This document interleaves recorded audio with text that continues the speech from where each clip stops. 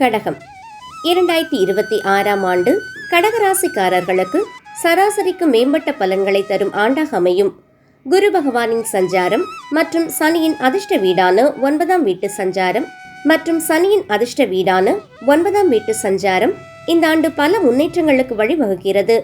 எனினும் ராகு கேதுவின் தாக்கம் டிசம்பர் 5க்கு பிறகு தொடங்குவதால் ஆண்டின் இறுதி மாதங்களில் எச்சரிக்கை அவசியம். ஆரோக்கியம் மற்றும் கல்வி. கடின உழைப்பும் உயர்கல்வியும் ஆரோக்கியத்தை பொறுத்தவரை இந்த ஆண்டு சிறப்பாகவே இருக்கும். ஆண்டின் தொடக்கத்தில் ஜூன் 2 வரை குரு 12இல் இருப்பதால் சிறு சிறு உடல்நல பிரச்சனைகள் தொந்தரவு செய்யலாம்.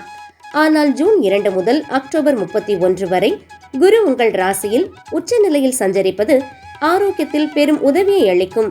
சனியின் பார்வை தோள்கள் கைகள் தொடர்பான பிரச்சனைகளை கொடுத்தாலும் நீண்ட காலம் நீடிக்காது.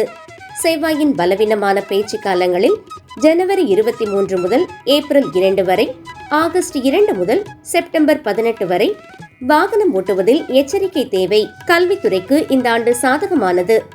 ஆண்டின் தொடக்கத்தில் 12இல் குரு இருப்பதால் வெளிநாடு சென்று படிக்க அல்லது தங்கள் வசிப்பிடத்தை விட்டு வெளியேறி படிக்கும் மாணவர்களுக்கு சிறப்பான பலன் உண்டு. ஜூன் 2 முதல் அக்டோபர் 31 வரை குருவின் உச்சநிலை போட்டித் தேர்வுகளில் சிறப்பான வெற்றி பெற உதவும். சக மாணவர்களுடன் குழுவாக படிக்கும் போது திசை திரும்பும் விஷயங்களில் இருந்து விலகி விடாமுயற்சியுடன் படித்தால் வெற்றி நிச்சயம். தொழில், வியாபாரம் மற்றும் நிதிநிலை.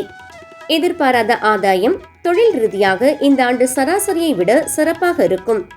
கர்மஸ்தான அதிபதியான செவ்வாய் கலவையான பலன்களை தந்தாலும் ஜூன் 2 முதல் அக்டோபர் 31 வரை குரு முதல் வீட்டில் உச்சத்தில் இருந்து உங்கள் பணியிடத்தை பார்ப்பதால் பதவி உயர்வு, மரியாதை மற்றும் நிர்வாக அங்கீகாரம் கிடைக்க வாய்ப்புள்ளது.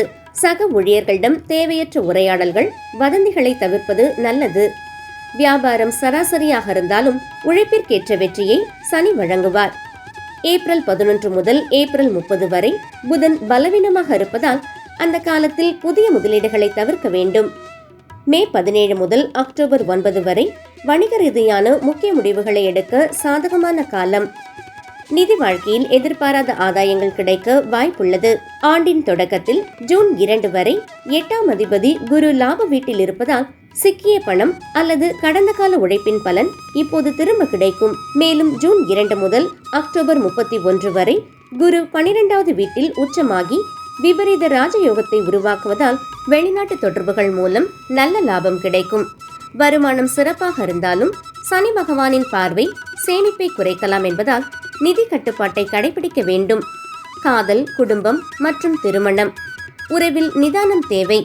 காதல் வாழ்க்கை 2026இல் மிகவும் சாதகமாக இருக்கும். குருவின் பார்வையால் ஏற்கனவே உறவில் இருப்பவர்களுக்கு அன்பு அதிகரிக்கும். ஆண்டின் தொடக்கமும் அக்டோபர் 31க்கு பிறகான காலமும் சாதகமானது. திருமண வாழ்க்கையில் ஆண்டின் தொடக்கத்தில் ராகு கேதுவின் தாக்கம் இருப்பதால் பிரச்சனைகள் எழக்கூடும். எனினும் குருவின் நேரடி பார்வை திருமண வாய்ப்புகளை வலுப்படுத்தி பிரச்சனைகளை சமாளிக்க உதவும்.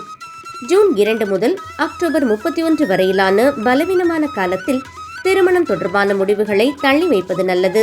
குடும்ப வாழ்க்கை சற்று பலவீனமாக இருக்கலாம். சனி பகவானின் பார்வை காரணமாக குடும்ப உறவுகளை பேணுவதற்கு நீங்கள் கடினமாக உழைக்க வேண்டியிருக்கும். வீட்டு வசதிகளை மேம்படுத்த ஜூன் 2 முதல் அக்டோபர் 31 வரை குரு உதவுவார்.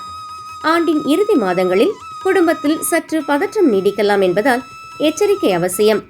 சொத்து தொடர்பான விஷயங்களில் சராசரி பலன்களே கிடைக்கும். ஏப்ரல் 2 முதல் மே 11 வரை வாகன விபத்துக்கள் ஏற்பட வாய்ப்புள்ளதால் புதிய வாகனம் வாங்குவதை தவிர்க்க வேண்டும். மே 14 முதல் ஜூன் 8 வரை வாகனம் வாங்குவதற்கு சிறப்பான காலமாக இருக்கும். பரிகாரங்கள்.